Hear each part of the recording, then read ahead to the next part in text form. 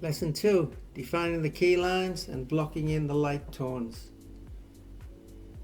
First we're going to remove most of the pencil marks. We still want to see the grid, but as light as possible.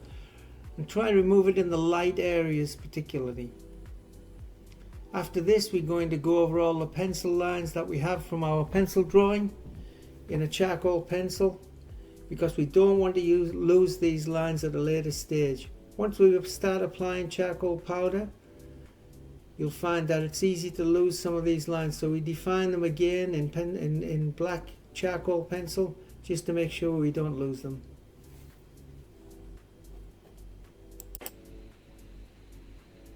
Here I'm sharpening my pencil and putting in the eyebrow.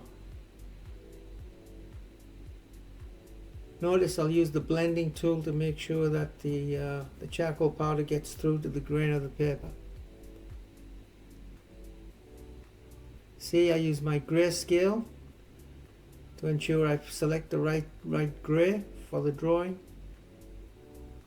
And then in this case I'm using a brush and I'm putting on probably a number 2.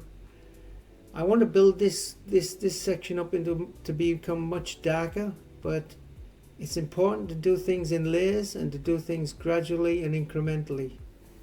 So I'm starting with the number 2 tone and slowly putting in the darker tones as we work through this. I'm building tones by building up layers, slowly, incrementally, layer by layer, we get into where we want to be.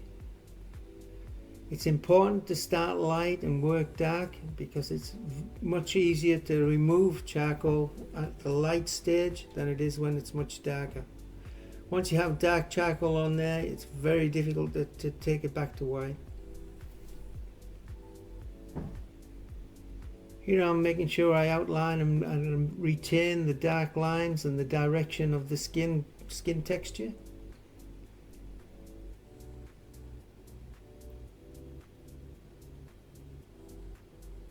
I'm now lifting out using a rubber pencil.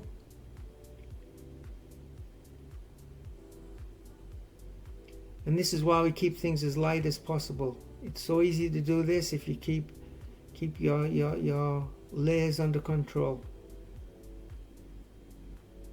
So we're now creating the skin texture around the eyelid.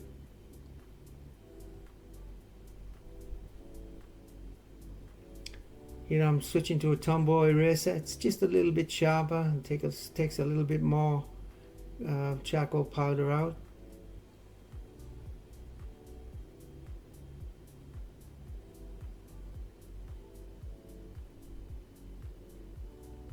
Here I'm redefining the eyelashes. And again, adding more darks. Next, let's put in the pupil and put in the iris.